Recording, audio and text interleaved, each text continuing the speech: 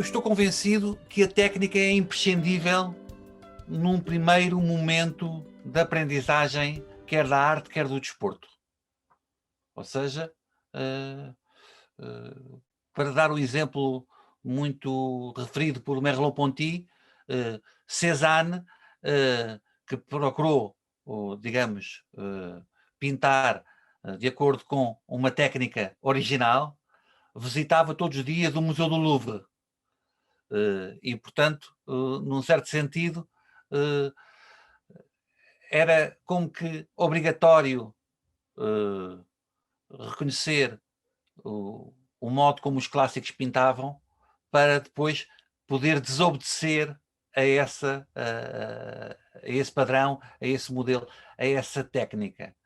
Num certo sentido, num momento de aprendizagem, eu penso que é impossível passar sem a técnica. Um artista que não domine uma técnica é necessariamente um artista muito mais limitado na sua expressividade. Um segundo momento será o da desobediência a essa técnica. Será levar a técnica até aos limites, num certo sentido. Portanto, eu não acredito numa arte ou num desporto espontâneo, em que haja uma criatividade espontânea. A espontaneidade dá muito trabalho, costuma dizer-se. E isso é válido quer no caso do desporto, quer no caso da arte.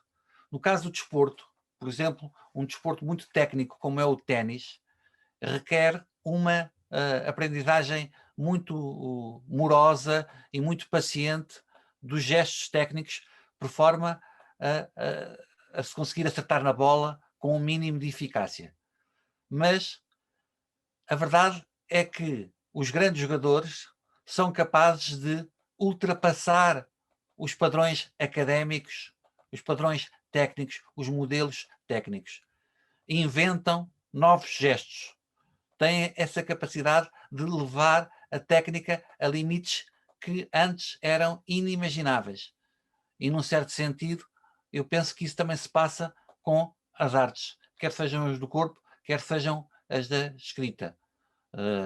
Eu não acredito num escritor que não domine minimamente as técnicas clássicas.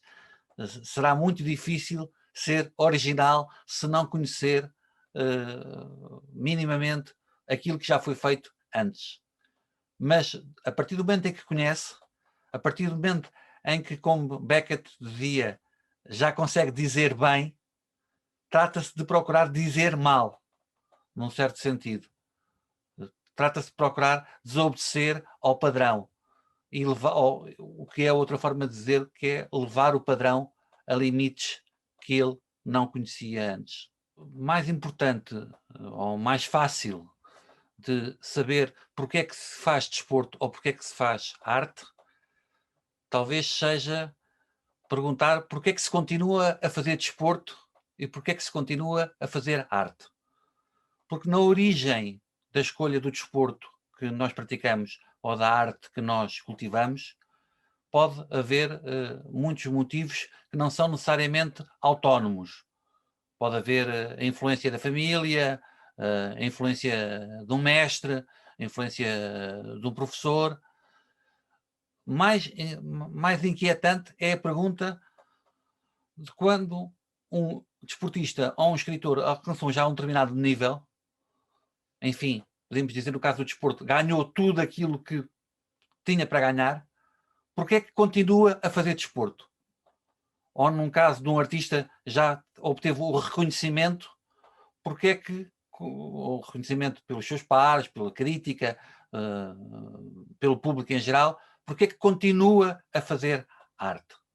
E isso talvez se prenda com um verso de António Ramos Rosa que eu gosto muito de citar. Eu desejo o espaço do desejo.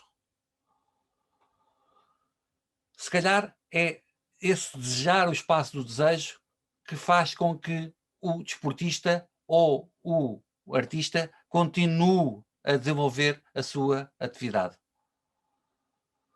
Isso pode ter a ver com o combate amoroso de que fala do Ferren, a propósito da relação do artista com a obra de arte. Esse combate amoroso não é necessariamente uma expressão contraditória, do meu ponto de vista. Porquê? Porque, de alguma forma, o que nós queremos quando amamos é continuar a amar, num certo sentido. Combatemos para que o amor não morra, num certo sentido. Para que, utilizando mais uma vez o verso de Ramos Rosa, para desejar o espaço do próprio desejo. Talvez seja essa a explicação que faz com que jogadores de ténis como Federer e Nadal, que já ganharam tudo aquilo que tinham para ganhar, que já têm todos os problemas financeiros da sua família resolvidos para as próximas 20 gerações, continuem a querer ganhar, continuem a querer jogar. Porquê? Porque o combate amoroso ainda não chegou ao fim. Haverá uma altura em que essa libido, de alguma forma, já não produz efeitos e, num certo sentido, o combate amoroso interrompe-se.